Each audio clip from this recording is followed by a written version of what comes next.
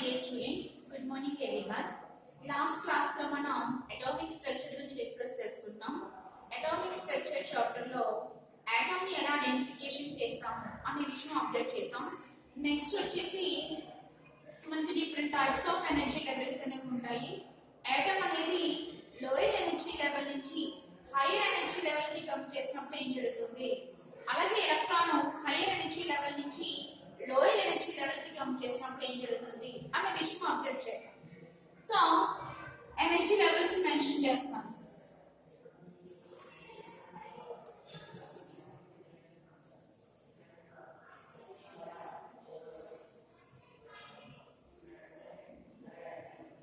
n is equal to 1. So energy level 1. ఇది energy.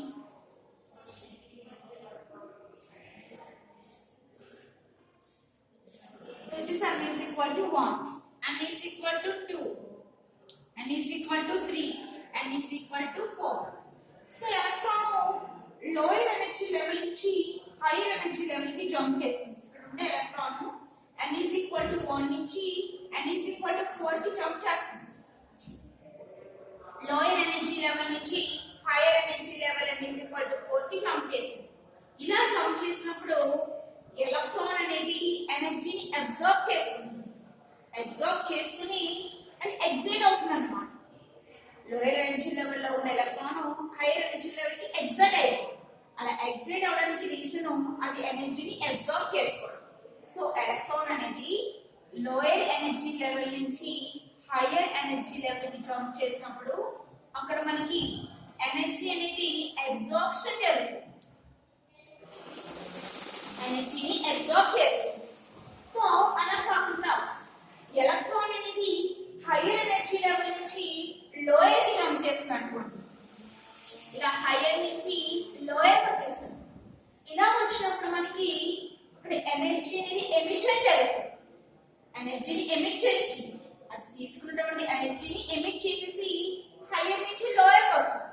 So electron అనేది hire energy level నుంచి lower energy level కి jump చేసినప్పుడు మనకి ఇక్కడ జరిగేది ఎనర్జీ ఎమిషన్.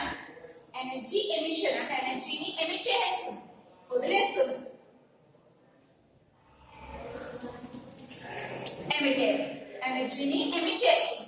అలా ఎమిట్ చేసుకుని హైయర్ నుంచి లోయర్ కి వచ్చింది. ఇలా మనకి ఎమిషన్ జరుగుతుంది, అబ్సార్ప్షన్ కూడా జరుగుతుంది. ఎలక్ట్రాన్ అనేది లోయర్ ఎనర్జీ లెవెల్ నుంచి హైయర్ ఎనర్జీ లెవెల్ కి జంప్ చేసినప్పుడు అక్కడ ఎనర్జీ అనేది అబ్సార్బ్ చేసుకోవడం జరుగుతుంది. అదే ఎలక్ట్రాన్ హైయర్ ఎనర్జీ లెవెల్ నుంచి లోయర్ ఎనర్జీ లెవెల్ కి వచ్చినప్పుడు అక్కడ ఎనర్జీ అనేది ఎమిషన్ జరుగుతుంది. ఓకే, నెక్స్ట్ మనకి ఎలక్ట్రోమాగ్నెటిక్ రేడియేషన్ అన్ని లైట్ సోర్స్. లైట్ కి డ్యూయల్ నేచర్ అనేది ఎగ్జిస్ట్ అవుతుంది. ఎలక్ట్రోమాగ్నెటిక్ రేడియేషన్ కి డ్యూయల్ నేచర్ అనేది ఉంటుంది. అది వేవ్ కింద బిహేవ్ చేస్తుంది, పార్టికల్ కింద కూడా బిహేవ్ చేస్తుంది. ఎలక్ట్రోమాగ్నెటిక్ రేడియేషన్ కి డ్యూయల్ నేచర్స్ ఉన్నాయి. ఎలక్ట్రోమాగ్నెటిక్ రేడియేషన్ కి డ్యూయల్ నేచర్ అనేది ఉంది. అంటే అది పార్టికల్ గాను బిహేవ్ చేయగలదు, వేవ్ గా కూడా బిహేవ్ చేయగలదు. సో ఈ ఎలక్ట్రోమాగ్నెటిక్ రేడియేషన్ అనేది పార్టికల్ కింద ఉన్నప్పుడు ఎలా బిహేవ్ చేస్తుంది అనే విషయాన్ని మనం ఇప్పుడు అబ్జర్వ్ చేద్దాం.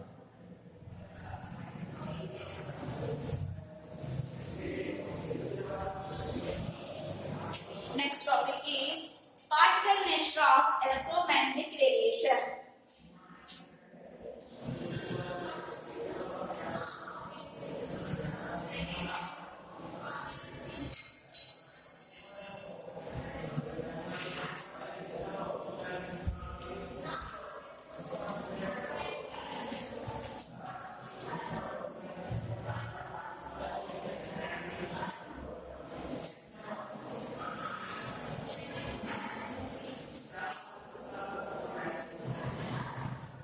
Nature of electromagnetic radiation. Okay,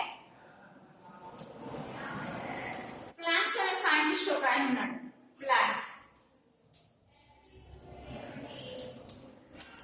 ఈ Planck ఎలక్ట్రోమాగ్నెటిక్ రేడియేషన్ యొక్క పార్టికల్ నేచర్ ని మనకి ఎక్స్ప్లెయిన్ చేశాడు.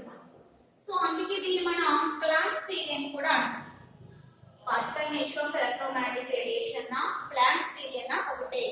ఎందుకంటే దాన్ని ఎక్స్ప్లెయిన్ చేసే వ్యక్తి ప్లాంట్స్ కాబట్టి. సో దీన్ని మనం ప్లాంట్స్ థియరీ అని కూడా అంటారు.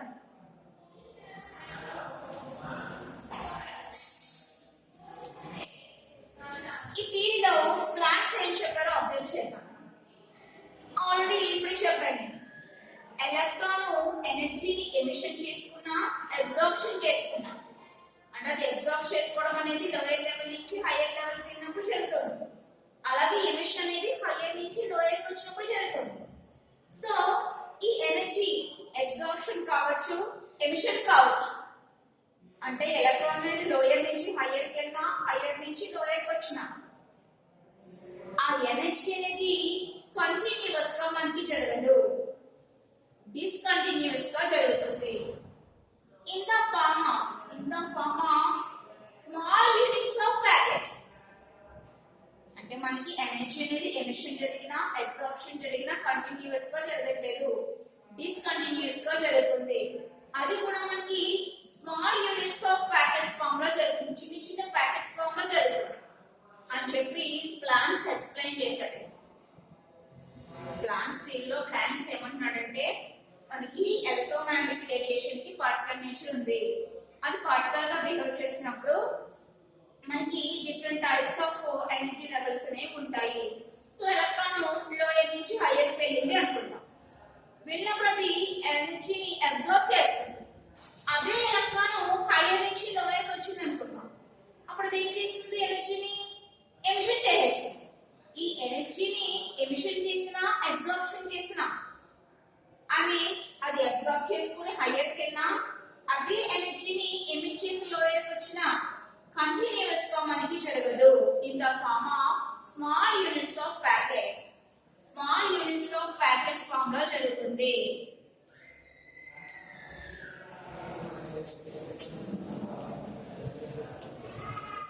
Small units of packets form లో జరుగుతుంది. ఈ స్మాల్ యూనిట్స్ ఆఫ్ ప్యాకెట్స్ ని మనం క్వాంటా అంటాం.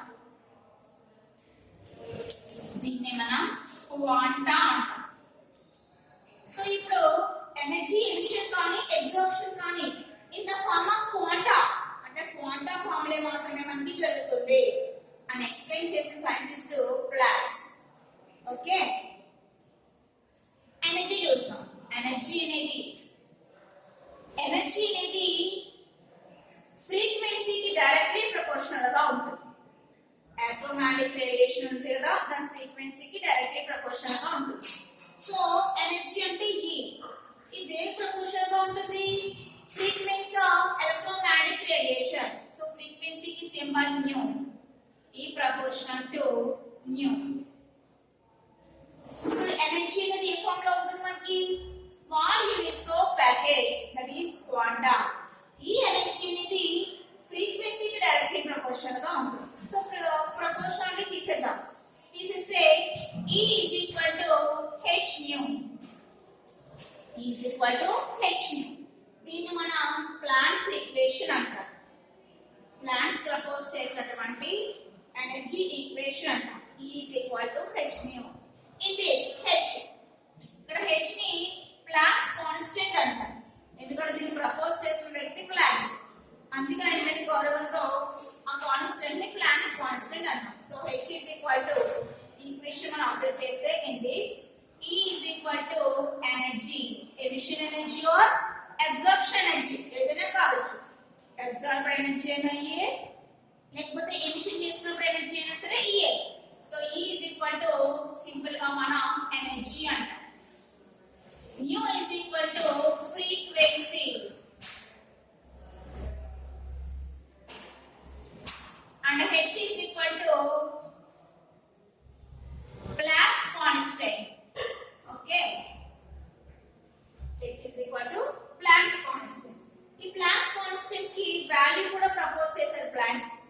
అది ఎర్త్ సెకండ్ లో ఒకలా ఉంటుంది, జౌల్ సెకండ్ లో ఒకలా ఉంటుంది. అది ఏంటో చూద్దాం. h is equal to 6.625 6.627 into 10 to the power of -27 every second. Every second లో 10 to the power of -27 or h is equal to 6.6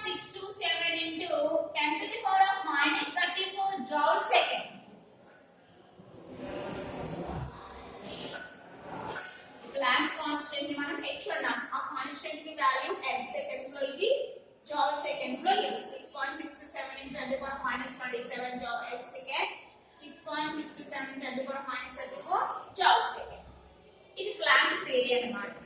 planks ఏం చేశాడంటే బ్లాక్ బాడీ రేడియేషన్ అబ్జర్వ్ చేశాడు. Black body radiation, black body అంటే all radiations ని observe చేసుకోగలదు, all radiations ని emit కూడా చేయగలదు. అలాంటి బ్లాక్ బాడీ ఉదాహరణ తీసుకున్నాడు Planck's. So Planck's black body radiation observe చేస్తున్నాడు. బ్లాక్ బాడీ అంటే ఆల్ రేడియేషన్స్ ని అబ్జర్వ్ చేసుకుంటుంది, అలాగే ఆల్ రేడియేషన్స్ ని కూడా ఎమిట్ కూడా చేస్తుంది. ఈ బ్లాక్ బాడీ రేడియేషన్ ని ఎక్స్ప్లెయిన్ చేస్తాడంట. ఎక్స్ప్లెయిన్ చేసినప్పుడు ఈ ఎనర్జీ ఎమిషన్ జరగడం, అబ్జార్ప్షన్ జరగడం రెండు కూడా మనకి డిస్కంటిన్యూస్ గా మాత్రమే జరుగుతుంది. అది కూడా in the form of small units of packets. అంటే చిన్న చిన్న ప్యాకెట్స్ ఫామ్ లోనే మనకి ఎనర్జీ ఎమిషన్ కానీ అబ్జార్ప్షన్ కానీ జరుగుతుంది అన్నమాట. ఆ స్మాల్ యూనిట్స్ ఆఫ్ ప్యాకెట్స్ మనం క్వాంటా అంటాం. అంటే ఇప్పుడు ఎనర్జీ ఎమిషన్ కానీ అబ్జార్ప్షన్ కానీ ఇన్ ద ఫార్మ్ ఆఫ్ క్వాంటాలో జరుగుతుంది. ఈ క్వాంటం ఎనర్జీని ఈ అన్నాం. ఈ అనేది ఫ్రీక్వెన్సీ ఆఫ్ లైట్ కి డైరెక్ట్లీ ప్రపోర్షనల్ గా ఉంటుంది. సో ఈ ప్రపోర్షనల్ టు టీ అని పెట్టుకున్నాం. ఇప్పుడు ప్రపోర్షనల్ ని తీసేస్తే దాన్ని ఒక కాన్స్టెంట్ ను రిప్లేస్ చేయాలి. సో హెచ్ అని పెట్టాం. ఇక్కడ హెచ్ ని ప్లాంక్స్ కాన్స్టెంట్ అంటారు. దానికి వాల్యూస్ ఇచ్చాం. ఇది planks theory. Okay, next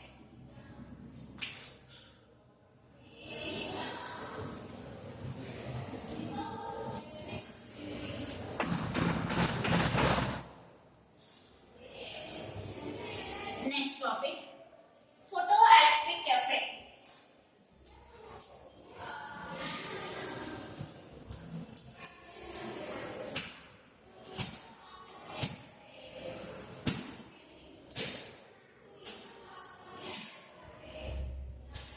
Photoelectric effect.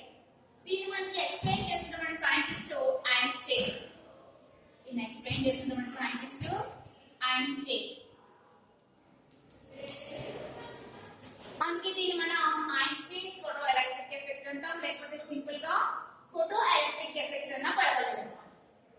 So దీంట్లో ఐన్స్టైన్ సమ్ మెటల్ సర్ఫేసెస్ ని అబ్జర్వ్ చేశాడు. సమ్ మెటల్ సర్ఫేసెస్, ఎస్పెషల్లీ ఆ metal surface potassium, rubidium and caesium. Especially ఆయన తీసుకున్నటువంటి మెటల్స్ అబ్జర్వ్ చేసినటువంటి మెటల్స్ ఏంటంటే పొటాషియం, రుబిడియం, సీజియం. ఈ మెటల్ సర్ఫేసెస్ చూస్తున్నారు. సో ఏదైనా ఒక మెటల్ సర్ఫేస్, ఈ పొటాషియం, రుబిడియం, సీజియం, ఈ మెటల్ సర్ఫేసెస్ ని అబ్జర్వ్ చేద్దాం.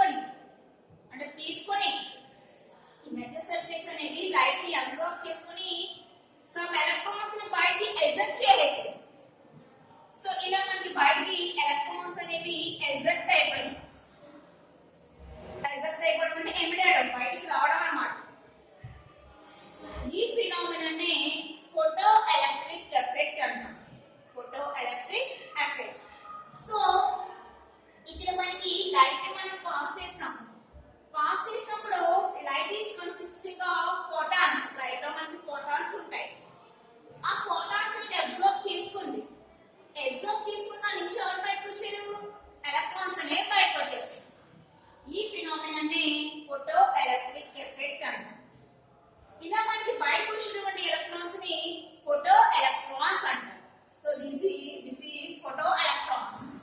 ఇలా బయటకు వచ్చినటువంటి ఎలక్ట్రాన్స్ ఫోటో ఎలక్ట్రాన్స్. ఈ ఫినామినన్ వచ్చేసి photo electric effect. Metal surface light ని అబ్జర్వ్ చేసుకుంది. అబ్జర్వ్ చేసుకుని ఎలక్ట్రాన్స్ బయటకి ఎమిట్ చేసింది. లైట్ ని అబ్జర్వ్ చేసుకుందంటే లైట్ లో ఉండే ఫోటాన్స్ ని అబ్జర్వ్ చేసుకుంది. అబ్జర్వ్ చేసుకున్న ఫోటాన్ ఎనర్జీ అనేది ఎలక్ట్రాన్స్ కింద ఎమిట్ అయిపోయింది అనమాట. ఎలక్ట్రాన్స్ బయటకి ఎజెప్ట్ చేసేసింది, బయటకి గంటేసింది. ఈ పర్టికులర్ ఫినామినన్ ని మనం ఫోటో ఎలక్ట్రిక్ ఎఫెక్ట్ అన్నాం. ఇలా బయటకు వచ్చినటువంటి ఎలక్ట్రాన్స్ ని ఫోటో ఎలక్ట్రాన్స్ అంటారు. ఇది ఫోటో ఎలక్ట్రిక్ ఎఫెక్ట్. కానీ ఎస్పెషల్లీ మనకి ఈ మెటల్ సర్ఫేసెస్ మాత్రమే ఈ ఫోటో ఎలక్ట్రిక్ ఎఫెక్ట్ అనేది జరుగుతుంది. ఆల్ మెటల్స్ దగ్గర ఇది జరగదు.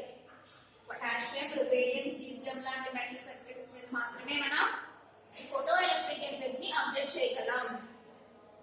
ఏంటంటే ఫోటో ఎలక్ట్రిక్ ఎఫెక్ట్ అంటే ఈ మెటల్ సర్ఫేసెస్ తీసుకుని దాని మీదకి లైట్ ని పాస్ చేసినప్పుడు అవి లైట్ ని అబ్జర్వ్ చేసుకుని ఎలక్ట్రాన్స్ ని బయటికి ఎజెప్ట్ చేసేస్తాయి.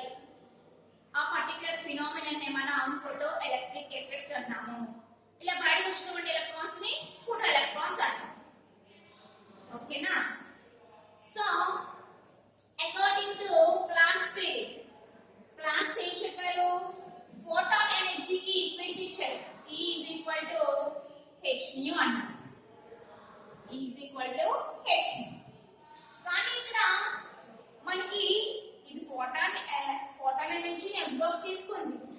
కానీ ఆ ఎనర్జీ అంతా మనకి దేనికి యూజ్ అయింది? ఎనర్జీ అంతా కూడా ఎలక్ట్రాన్స్ ని ఎజెప్ట్ చేయడానికి యూజ్ చేసుకోలేదు. సో ఇక్కడ మనకి E is equal to ఈ మెటల్ సర్ఫేస్ మీద లైట్ ని పాస్ చేసినప్పుడు మనం పాస్ చేసినటువంటి లైట్ ని ఈ మెటల్ సర్ఫేస్ అబ్జర్వ్ చేసుకుని ఆ ఎనర్జీని 2 పార్ట్స్ కి సెపరేషన్ చేసుకుంటుంది. కొంచెం ఎనర్జీనేమో ఎలక్ట్రాన్స్ ని ఎజెప్ట్ చేయడానికి యూజ్ చేస్తుంది. మిగతా కొంచెం ఎనర్జీ ఏమో ఆ ఎలక్ట్రాన్స్ ఉన్నటువంటి కైనెటిక్ ఎనర్జీ అవుతుంది. ఓకే, మనం మెటల్ సర్ఫేస్ మీదకి లైట్ ని పాస్ చేసాం. లైట్ అంటే ఐ మీన్ ఫోటాన్స్. ఈ ఫోటాన్స్ కి ఎనర్జీ ఉంది. ఆ ఎనర్జీకి ఈక్వేషన్ ప్లాంక్స్ ఏమో h nu అని చెప్పారు. కానీ ఇక్కడ మనకి ఏం జరిగింది? ఇది లైట్ అనేది సమ్ ఎనర్జీతో మెటల్ సర్ఫేస్ మీదకి ఇంజెక్ట్ అయింది. ఈ ఎనర్జీతో ఈ మెటల్ సర్ఫేస్ ఏం చేస్తుందంటే ఎలక్ట్రాన్స్ ని బయటకి ఎజెప్ట్ చేసింది. కానీ ఈ ఎనర్జీ అంతా కూడా మనకి ఎలక్ట్రాన్స్ బయటకి ఎజెప్ట్ అవడానికి యూజ్ అవ్వట్లేదు. ఆ ఎనర్జీలో కొంచెం పార్ట్ మాత్రమే యూజ్ అవుతుంది. రిమైనింగ్ పార్ట్ అనేది ఎలక్ట్రాన్స్ ఉన్నటువంటి కైనెటిక్ ఎనర్జీ అవుతుంది. Okay, so E is equal to W plus Ke అంటున్నాం. అకార్డింగ్ టు ఐన్స్టీన్ ఇదేమో ఈ ఎనర్జీ వచ్చేసి అకార్డింగ్ టు ప్లాంక్స్, ఈ ఎనర్జీ వచ్చేసి అకార్డింగ్ టు ఐన్స్టీన్. ఏంటండి ఇక్కడ W అని రాశారు, Ke అని రాశారు. సో ఎనర్జీని అబ్జర్వ్ చేసుకుంది మెటల్ సర్ఫేస్. అబ్జర్వ్ చేసుకుని ఆ ఎనర్జీ 2 పార్ట్స్ చేసుకుంది. వన్ ఆఫ్ ది పార్ట్ ఏమో దానికి ఉన్నటువంటి కైనెటిక్ ఎనర్జీ అవుతుంది. ఆ ఎలక్ట్రాన్స్ ఉన్నటువంటి కైనెటిక్ ఎనర్జీ అయింది. రిమైనింగ్ ఎనర్జీ అనేది అక్కడ సమ్ వర్క్ చేయడానికి యూజ్ అవుతుంది అనమాట. ఆ వర్క్ ఏంటంటే ఎలక్ట్రాన్స్ ని బయటికి ఎజెప్ట్ చేయడం. అక్కడ కొంచెం పని జరిగింది. ఏంటో పని? ఎలక్ట్రాన్స్ బయటకు వచ్చాయి. ఇలా మనకి రావడానికి సమ్ వర్క్ చేయండి. ఆ వర్క్ కి యూజ్ అయ్యే ఎనర్జీని మనం W అంటాం. సో టోటల్ ఎనర్జీ అనేది ఇక్కడ మనకి 2 ఫేజ్ కి సెపరేట్ అయిపోవడం జరిగింది. One of the part of energy is electrons ఉన్నటువంటి కైనెటిక్ ఎనర్జీ. రిమైనింగ్ ఎనర్జీ అనేది ఎలక్ట్రాన్స్ బయటికి ఎజెప్ట్ అవడానికి యూజ్ అయ్యే ఎనర్జీ. ఓకే, సో యూజ్ అయ్యే ఎనర్జీ, ఈ ఎనర్జీని E is equal to h nu naught అన్నాం. h nu naught plus Ke. Kinetic energy ఏంటో మనకు తెలియదు, Ke. కానీ ఇక్కడ ఎలక్ట్రాన్స్ బయటికి రావడానికి యూజ్ అయ్యే ఎనర్జీని h nu naught అంటున్నాం. h nu mu naught. ఇక్కడ మ్యూ నాట్ వచ్చేసి థ్రెషోల్డ్ ఫ్రీక్వెన్సీ. థ్రెషోల్డ్ ఫ్రీక్వెన్సీ అంటే ఎలక్ట్రాన్స్ బయటికి రావడానికి ఎంత ఫ్రీక్వెన్సీ అయితే మనకు యూజ్ అవుతుందో ఆ ఫ్రీక్వెన్సీనే థ్రెషోల్డ్ ఫ్రీక్వెన్సీ అంటాం. సో ఇన్ దిస్ ఇంటూ అనండి. In this mu naught is equal to threshold frequency.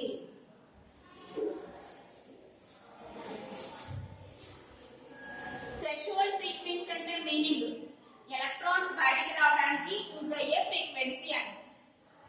ఓకేనా? ఇప్పుడు ఫ్రమ్ 1 and 2 ఒకటి రెండు నుంచి మనం ఏమని రాసుకోవచ్చు?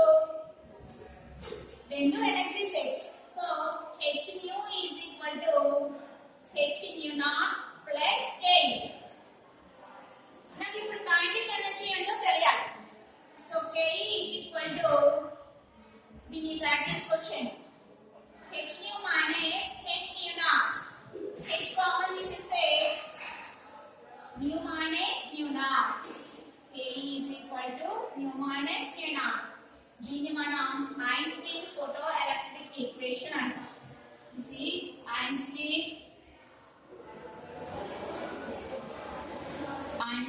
photoelectric equation అంటాం.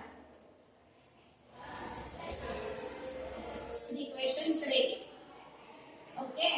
This is photoelectric effect. Photoelectric effect అంటే photoelectric effect ని మనకి ఎక్స్ప్లెయిన్ చేసినటువంటి సైంటిస్ట్ ఐన్స్టైన్. ఈయన ఏం చేశారంటే సమ్ మెటల్స్ అనేవి తీసుకున్నారు. For example potassium, rubidium, caesium ఇలాంటి కొన్ని మెటల్స్ తీసుకున్నారు. తీసుకొని ఆ మెటల్ సర్ఫేసెస్ మీదకి లైట్ ని పాస్ చేశారు. ఈ మెటల్ సర్ఫేసెస్ మీదకి లైట్ ని పాస్ చేశారు. పాస్ చేసినప్పుడు లైట్ లో మనకి ఫోటాన్స్ అనేవి ఉంటాయి. ఆ ఫోటాన్ ఎనర్జీకి ప్లాంక్స్ అనే ఆయన ఈక్వేషన్ తీసుకొచ్చారు. ఆ ప్లాంక్ తీసుకొచ్చినటువంటి equation E is equal to h nu. Okay. So ఇప్పుడు మనం లైట్ ని పాస్ చేస్తాము అంటే మీనింగ్ ఫోటాన్స్ అనేవి ఈ మెటల్ సర్ఫేస్ మీదకి పాస్ అవుతున్నాయి. ఆ ఫోటాన్ ఎనర్జీకి equation h nu. h nu ఎనర్జీని తీసుకొని సమ్ ఎలక్ట్రాన్స్ బయటికి ఎజెక్ట్ చేసేసాయి. మెటల్ సర్ఫేస్ నుంచి సమ్ ఎలక్ట్రాన్స్ బయటికి ఎజెక్ట్ చేసేసాయి. ఈ టోటల్ ఫినామినన్ ని మనం ఫోటో ఎలక్ట్రిక్ ఎఫెక్ట్ అంటాం. ఎందుకంటే ఫోటాన్స్ ని అబ్జర్వ్ చేసుకుంటుంది, ఎలక్ట్రాన్స్ బయటికి వెళ్ళొస్తుంది. అందులో పర్టికులర్ ఎఫెక్ట్ ఏమన్నారు? ఫోటో ఎలక్ట్రిక్ ఎఫెక్ట్ అన్నారు. మీనింగ్ చూడండి, ఫోటాన్స్ ని అబ్జర్వ్ చేసుకుంది, ఎలక్ట్రాన్స్ ని బయటికి ఎమిట్ చేసేస్తుంది. కానీ ఇక్కడ తీసుకున్నటువంటి ఫోటాన్ ఎనర్జీ అనేది 2 వేస్ కింద యూజ్ అయిపోతుంది. వన్ ఆఫ్ ది ఎనర్జీ అనేది ఆ ఎలక్ట్రాన్స్ ఉన్నటువంటి కైనెటిక్ ఎనర్జీ అవుతుంది. ఇంకా రిమైనింగ్ పార్ట్ ఆఫ్ ఎనర్జీ అనేది ఎలక్ట్రాన్స్ బయటికి ఎగ్జిట్ అవడానికి యూజ్ అయిపోతుంది. సో అదే మెన్షన్ చేశారు. ఐన్స్టైన్ చెప్పినట్టు E is equal to W plus KE అంటే సమ్ వర్క్ చేయడానికి ఎనర్జీ యూజ్ అవుతుంది. అలాగే రిమైనింగ్ పార్ట్ ఆఫ్ ఎనర్జీ అనేది ఎలక్ట్రాన్స్ ఉన్నటువంటి కైనెటిక్ ఎనర్జీ అవుతుంది. సో ఇక్కడ W అంటే ఈక్వేషన్ వల్ల h nu naught. mu naught అంటే థ్రెషోల్డ్ ఫ్రీక్వెన్సీ. థ్రెషోల్డ్ ఫ్రీక్వెన్సీ అంటే మీనింగ్ ఎలక్ట్రాన్స్ బయటికి రావడానికి ఎంతైతే ఫ్రీక్వెన్సీ మనం సఫిషియెంట్ దానికి ఇచ్చామో ఆ ఫ్రీక్వెన్సీ. ఓకే. సో ఇది ఈక్వేషన్ 1, ఈక్వేషన్ 2 రెండు ఎనర్జీస్ రెండింటిని ఈక్వల్ చేయాలి. ఈక్వల్ చేస్తే మనకు కావాల్సినటువంటి k వచ్చింది. ఇది ఫోటో ఎలక్ట్రిక్ ఎఫెక్ట్. ఇది మనకి ఎక్స్ప్లెయిన్ చేసిన మన సైంటిస్ట్ ఐన్స్టైన్. ఓకే.